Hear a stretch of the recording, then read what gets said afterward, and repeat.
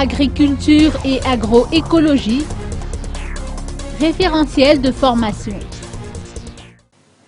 L'arrivée tous les ans de 300 000 jeunes sur le marché du travail, qui plus est sans qualification professionnelle, et de 400 000 exploitants agricoles, dont la majorité n'ont jamais été à l'école et ne disposent pas de formation professionnelle de base en dehors de l'apprentissage familial, impose une formation spécifique ainsi qu'une prise en main de l'éducation rurale.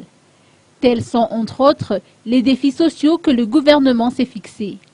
Madagascar s'est en conséquence engagé dans une rénovation concertée et coordonnée de son dispositif national de formation agricole et rurale pour les jeunes et les professionnels en activité.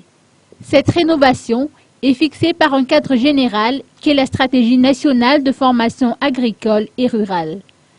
Dans cette perspective, une formation des formateurs du référentiel de spécialisation en agriculture de conservation et agroécologie a été organisée dans le cadre de la mise en œuvre du projet d'appui à la diffusion des techniques agroécologiques à Madagascar. 18 enseignants ont été formés sur les 7 modules de formation prévus dans ce référentiel sur une durée de 9 mois, de septembre 2014 à mars 2015. Les bénéficiaires de cette formation se sont vus remettre de manière officielle leur attestation de formation de formateur, laquelle est reconnue par l'État et opérationnelle pour la mise en œuvre de la formation des conseillers agricoles en agriculture de conservation et agroécologie.